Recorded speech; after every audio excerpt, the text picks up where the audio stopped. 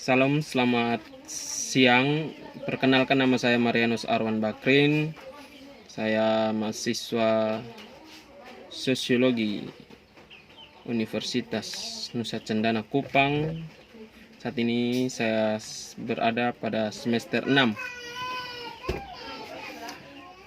Baik, kali ini saya akan sedikit berbicara tentang atau berkaitan dengan virus corona. Video ini saya buat untuk memenuhi salah satu tugas yang diberikan oleh dosen dalam mata kuliah sosiologi politik. Baik, di sini saya akan membahas 3 topik bahasan yang saya buat di sini. Yang pertama, bagaimana pendapat saya terkait kemunculan dari virus corona berkaitan dengan perang ideologi global. Yang kedua, tawaran solusi paling efektif atau tawaran solusi paling aplikatif untuk menyelesaikan masalah ini, di mana tawaran itu ditujukan kepada pemerintah pusat, pemerintah daerah, serta masyarakat. Dan yang ketiga, ajakan untuk masyarakat agar tetap menjaga kesehatan, tetap optimis, dan menjaga kebersamaan sosial. Baik, langsung saja kita ke pembahasan pertama berkaitan dengan pendapat. Jadi, menurut saya pribadi, kemunculan virus ini adalah bagaimana sebenarnya ini masih menjadi suatu tanda tanya, apakah ini merupakan hanya sebuah masalah kesehatan atau fenomena kesehatan global, ataukah ini merupakan sebuah permainan politik. Maksudnya di sini adalah bagaimana apakah virus ini benar-benar masalah kesehatan global, ataukah ada permainan atau campur tangan daripada elit politik di mana ingin menciptakan suatu suasana yang hiruk pikuk di dalam masyarakat, atau ada tujuan-tujuan tertentu yang ingin dicapai oleh para elit politik. Jadi kalau berkaitan dengan perang ideologi global, sebenarnya ini bisa diterima, karena kalau pada awal-awal kemunculan virus ini, saya pribadi melihat bahwa sebenarnya ini hanya sebagai masalah kesehatan, yang mana seperti yang diketahui virus ini pertama kali muncul di Wuhan, China. Jadi kalau awal-awal kemunculan, sebelum beredarnya banyak informasi dari media-media pemberitaan, itu pasti masyarakat menilai, wah ini hanya sebagai masalah kesehatan. Karena kita lihat bagaimana cara masyarakat Cina pada umumnya, di mana mereka mengkonsumsi berbagai macam hidangan-hidangan yang menurut orang lain bahwa makanan-makanan itu tidak lazim untuk dikonsumsi, begitu. Tapi akhir-akhir ini kita melihat bahwa bagaimana virus ini sangat cepat merebak atau menjangkit bahkan keluar dari negara itu sendiri, atau keluar dari China, dan merebak hampir seluruh negara di dunia. Kurang lebih ada ratusan negara sudah terjangkit oleh virus ini. Berarti di sini saya melihat bahwa perang ideologi ini yang paling mendasar di sini adalah perang antara ideologi komunis dan ideologi kapitalis. Jadi pemberitaan banyak mengatakan bahwa ini merupakan salah satu senjata biologi dari, ada yang mengatakan itu senjata biologi dari Amerika, ada yang juga mengatakan ini sebenarnya senjata dari Cina sendiri. Jadi kalau berkaitan dengan perang ideologi adalah bagaimana perang antara ideologi komunis dengan ideologi kapitalis. Seperti yang saya ketahui, mungkin entah benar atau tidak, kan kalau ideologi komunis itu dia ideologinya, maksudnya dia lebih menekankan bahwa dalam kegiatan perekonomian itu segala sesuatunya itu merupakan hak milik bersama. Maksudnya dalam hal ini berkaitan dengan alat produksi dan segala properti pendukung apa segalanya bukan hanya milik salah satu pihak, tetapi semua itu milik bersama, atau semua elemen masyarakat ambil bagian dalam hal itu. Sedangkan pada ideologi kapitalis, sini kita, kalau di kapitalis itu seperti yang saya ketahui itu kalau soal perekonomian itu sebenarnya pihak swasta lebih mendominasi, di mana segala perjalanannya siklus di dalam perekonomian itu diatur oleh pihak swasta, di mana mereka yang mengatur harga, mengatur barang dan lain segala macamnya, dengan tujuan mereka mendapatkan keuntungan yang sebesar-besarnya. Jadi saya menurut saya perang ideologis ini ada benarnya juga bahwa dikatakan antara Amerika dengan Cina, dimana kita lihat akhir-akhir ini Cina seakan-akan Amerika itu sudah kalah atau berada di belakang Cina dalam hal perekonomian. Jadi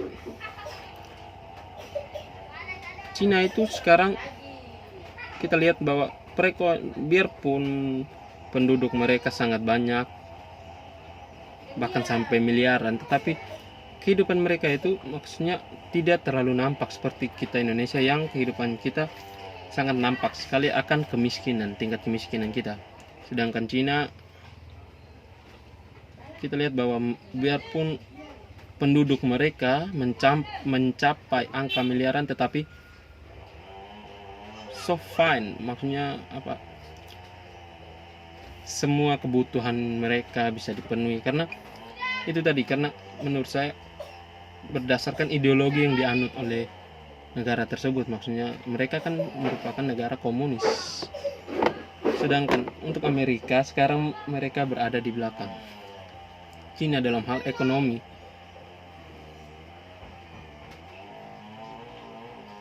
Berikut soal kalau pandangan tentang ideologi, sebenarnya bagaimana sih virus, muncul pertanyaan, bagaimana sih virus ini bisa dikaitkan dengan ideologi. Jadi menurut saya, jika virus ini benar-benar tidak ada sangkut pautnya dengan ideologi global dan maksudnya dengan persaingan antara satu negara dan negara lain, maka kesimpulan yang bisa saya buat dari hari-hari yang dijalani berkaitan dengan adanya virus ini, berarti ada permainan dari pihak tertentu yang mereka mengangkat isu untuk menakut-nakuti masyarakat dan lain sebagainya, serta isu-isu tersebut dijadikan sebagai suatu senjata untuk menghancurkan pihak-pihak tertentu. Misalnya isu dibuat oleh negara A dengan tujuan untuk menghancurkan negara B. Jadi isu itu dibuat seolah-olah apa yang sedang terjadi itu merupakan penyebab dari suatu negara begini begitu, sehingga masyarakat dunia atau masyarakat global menjadi benci ataupun berpikiran negatif tentang suatu negara tersebut. Jadi di sini saya rasa kalau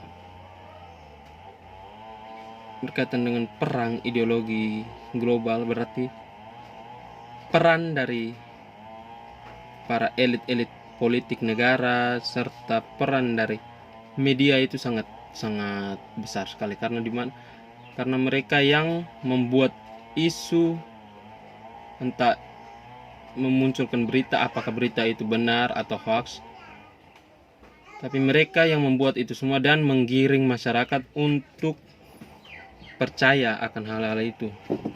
Tapi yang seperti yang kita ketahui, tidak semua isu-isu atau berita-berita yang dikeluarkan itu benar adanya. Yang kedua itu berkaitan dengan tawaran yang paling aplikatif ya. Kalau menurut saya, tawaran yang bisa saya sampaikan kepada yang pertama pemerintah pusat, yaitu ini saya bicara tentang untuk Indonesia ya. Kan kalau kita melihat akhir-akhir ini jumlah kasus di Indonesia sudah sangat meningkat drastis, di mana sedikit lagi kita bisa mencapai angka 1000 kasus. Tingkat kematian juga semakin tinggi, sedangkan tingkat kesembuhan dari penyakit itu hanya sedikit saja. Jadi tawaran saya untuk pemerintah pusat itu, dia harus, pada kondisi saat ini kan Indonesia tidak melakukan lockdown, jadi untuk pemerintah pusat itu, terkhusus Bapak Presiden, harus memikirkan ulang kebijakan. Maksudnya harus berpikir tentang masyarakat, dimana apakah dia harus melakukan lockdown saat ini juga atau bagaimana. Tetapi jika dia melakukan lockdown, dia juga harus memperhatikan kehidupan dari masyarakatnya, karena kita juga negara besar, penduduk juga banyak. Jadi ketika melakukan lockdown, sebelumnya pemerintah harus menganalisis semua atau segala sesuatu yang akan terjadi di saat melakukan lockdown tersebut. Misalnya ketersediaan bahan makanan untuk masyarakat, karena jika melakukan lockdown 1 hari saja, misalnya satu minggu, itu kan ketersediaan itu harus sangat-sangat mencukupi untuk kehidupan masyarakat, karena kita untuk keluar rumah saja tidak bisa. Untuk ini itu semua tempat ditutup, pasar tutup. Jadi ketersediaan itu harus banyak. Terus yang kedua, dimana pemerintah harus lebih tanggap dalam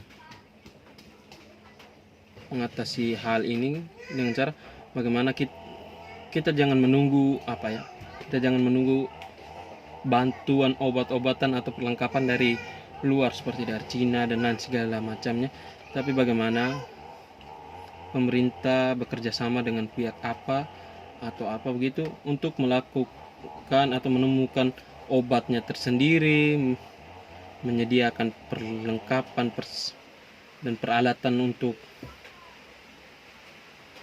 para dokter, perawat dan lain sebagainya, menyediakan masker, sarung tangan, dan kebutuhan-kebutuhan yang berkaitan itu harus kita dari dalam negeri harus berusaha sendiri terlebih dahulu, karena untuk menunggu atau berharap dari pihak luar itu boleh, hanya saja apakah betul barang yang dikirim, misalnya baru-baru kan perlengkapan obat-obatan dan lain segala macamnya kan didatangkan dari Cina dan beberapa hari terakhir ini. Tapi pertanyaan sekarang adalah, apakah benar barang-barang yang didatangkan itu merupakan barang-barang asli atau obat-obatan asli, ataukah tidak? Apakah barang-barang itu baru atau bekas pakai? Sekarang kita tidak tahu akan hal itu. Terus yang ketiga, kebijakan-kebijakan yang sudah dibuat ini, tolonglah pemerintah untuk mengkajinya ulang, karena ya menurut saya ada sebagian besar kebijakan yang, bukan sebagian besar, ada beberapa kebijakan yang menurut saya agak sedikit menyimpang. Maksudnya berkaitan dengan sekolah, bagaimana siswa-siswi SD sampai SMA itu diliburkan selama 14 hari, sedangkan orang tua mereka itu bekerja. Jadi menurut saya ketika siswa-siswi itu diliburkan dan orang tua bekerja, otomatis anak itu di rumah tidak ada pengawasan dari orang tua. Berarti mereka bebas berkeliaran ke sana kemari, bermain dengan teman-teman dan lain sebagainya.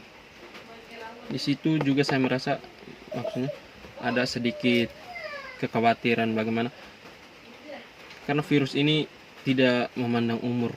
Maksudnya umur berapa baru bisa terkena, umur berapa baru bisa terkena. Baru-baru saja ada berita anak bayi baru dilahirkan selama 20 jam, baru 20 jam dilahirkan ternyata sudah terpapar virus tersebut, sudah dinyatakan positif. Jadi sebaiknya misalnya kalau anak sekolah diliburkan, ini sekolah diliburkan, sebaiknya juga instansi-instansi pemerintahan itu juga diliburkan, maksudnya kantor-kantor dan lain sebagainya itu diliburkan atau dirumahkan, melakukan aktivitas mereka dari rumah, sehingga ada pengawasan dari orang tua terhadap anak-anak, apalagi anak-anak SD ini kan maksudnya masa kanak-kanak itu mereka masa-masanya bermain, jadi ditakutkan atau dikhawatirkan anak-anak ini bermainnya sembarang, tidak ada pengawasan dan bisa jadi bisa terkapar oleh virus tersebut. Untuk pemerintah daerah, selain ya kalau menurut saya solusinya sih tidak terlalu berbeda dengan solusi untuk pemerintah pusat, karena biar bagaimanapun pemerintah daerah itu melakukan atau mengeluarkan sebuah aturan itu berdasarkan dari atasan mereka, yaitu pemerintah pusat. Jadi ada beberapa aturan yang sendiri dikeluarkan oleh pemerintah daerah, tetapi hal itu hanya berkaitan dengan atau dalam ruang lingkup daerahnya sendiri. Misalnya di NTT sendiri kan baru-baru saya baca berita bahwa Gubernur NTT itu Pak Victor Leskodat menutup pintu keluar masuk antara Kupang NTT dengan NTT dengan Timor Leste. Nah, itu kan sebenarnya itu kebijakan yang dibuat oleh pemerintah daerah sendiri, pemerintah daerah provinsi NTT sendiri. Sedangkan dari pusat tidak menyuruh untuk menutup pintu tersebut. Terus kemudian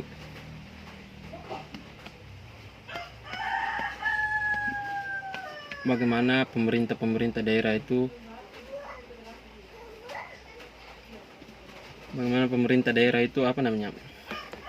berupaya sebisa mungkin untuk mengontrol masyarakatnya agar menerapkan atau melakukan pola-pola hidup sehat dan mengikuti aturan atau anjuran yang telah ditetapkan, agar kita bisa meminimalisir lah kasus begitu.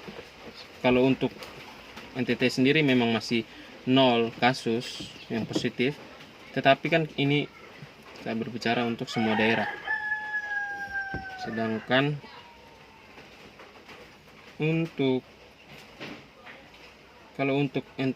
pemerintah daerah sendiri, ya bolehlah kebijakan-kebijakan itu dibuat sama dengan pemerintah pusat, ada yang berbeda juga, tetapi itu kembali lagi bagaimana harus memperhatikan keadaan masyarakat, dimana itu harus bisa mendukung kelancaran hidup masyarakat. Semuanya pasti berkaitan dengan kebutuhan sehari-hari, kebutuhan ekonomi dan lain-lainnya. Terus untuk masyarakat sendiri sebaiknya kita harus mengikuti anjuran atau saran dari pemerintah. Ketika pemerintah mengatakan A, harus buat A, mengatakan B, harus buat B. Jangan kita memikirkan kepentingan diri kita sendiri. Misalnya pemerintah melarang kita untuk tidak keluar rumah, tidak bepergian atau dan lain segalanya, ya kita tahan-tahan diri selama masa yang ditentukan itu. Kita harus tahan-tahan diri, karena hal ini bukan untuk kepentingan personal, tetapi untuk kepentingan umum. Karena virus ini kita tidak tahu siapa yang sudah terkapar, siapa yang belum. Jadi virus ini juga sangat cepat sekali perkembangannya. Jadi menurut saya masyarakat harus mengikuti semua aturan yang dianjurkan oleh pemerintah. Kemudian selain dari pemerintah mengikuti aturan atau apapun dari pemerintah, kita juga harus memiliki kesadaran dalam diri kita akan pola hidup bersih, pola hidup sehat dan lain sebagainya. Yang berikut saya mengajak seluruh masyarakat Indonesia, mari kita bersama-sama menjadi aktor di balik penyelesaian atau penanganan virus corona yang ada di Indonesia ini. Mari kita sama-sama menjaga pola hidup sehat, berawal dari makan, minum, dan lain sebagainya, menjaga kebersihan lingkungan sekitar, dan lain sebagainya juga. Terus kita harus tetap optimis, maksudnya kita harus tetap optimis akan kehidupan kita. Kita tidak boleh menyerah atau putus asa dengan adanya virus ini, tapi kita harus optimis agar kita bisa mengatasinya atau mengalahkan virus ini. Ya dengan cara apa? Dengan cara apa ya? Dengan cara demikian, maksudnya menjaga pola hidup sehat, menjaga kebersihan lingkungan dan lain sebagainya, serta kita harus tetap, maksudnya kan begini, pemerintah mengatakan jangan berpergian, dilarang adanya kumpul-kumpul atau kita tahan-tahan untuk itu dulu. Kita bisa melakukan kontak sosial atau kebersamaan kita bisa melalui banyak cara, tidak hanya langsung tatap muka, berbicara secara langsung, itu tidak hanya lewat itu saja, tetapi bisa lewat media handphone, bisa lewat WA, Facebook, Instagram dan lain sebagainya. Dan kita juga bisa di situ bisa sharing pengalaman dan lain sebagainya, memberikan informasi-informasi tentang kesehatan untuk guna kita bisa meminimalisir atau menyelesaikan kasus COVID-19 atau COVID-19 ini. Jadi mungkin dari saya hanya itu saja. Saya berharap kita semua bisa menjaga diri kita, menahan diri kita. Yang penting kita harus ikut anjuran aturan dari pemerintah, karena itu demi kebaikan bersama, bukan personal. Semoga kita semua baik-baik saja dan kasus ini cepat terselesaikan. Salam, selamat siang.